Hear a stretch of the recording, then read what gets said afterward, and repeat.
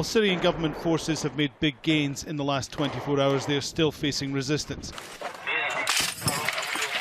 This video from Jaish al-Islam claims to show regime forces being pushed back, but they have surrounded two large towns in Eastern Ghouta, Douma and Harasta. Encircling towns is something Syrian government forces have done consistently, especially since enlisting the help of the Russians militarily and tactically. By cutting off roads and important supply lines, they've essentially left the fighters with no place left to go.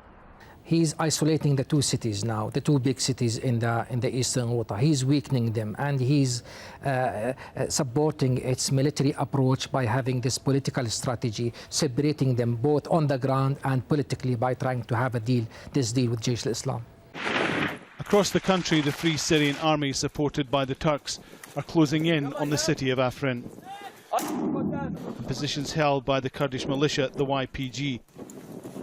Airstrikes have been ongoing, water has been cut. One doctor in the local hospital says he fears a massacre.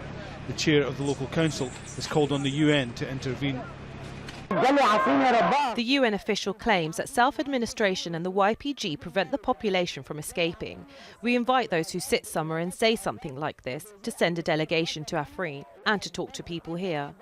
The people of Afrin prefer to voluntarily stay in their country and defend it against the occupation of the Turkish state. Turkey's president says he expects Turkish troops to be in the city within days.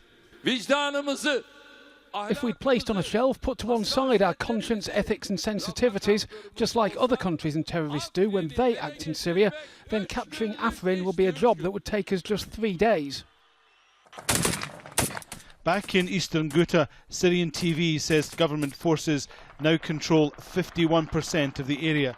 They're still considering new humanitarian corridors for people and fighters who are ready to leave, but they still continue to push for full control. Alan Fisher, Al Jazeera, on the Turkish-Syrian border.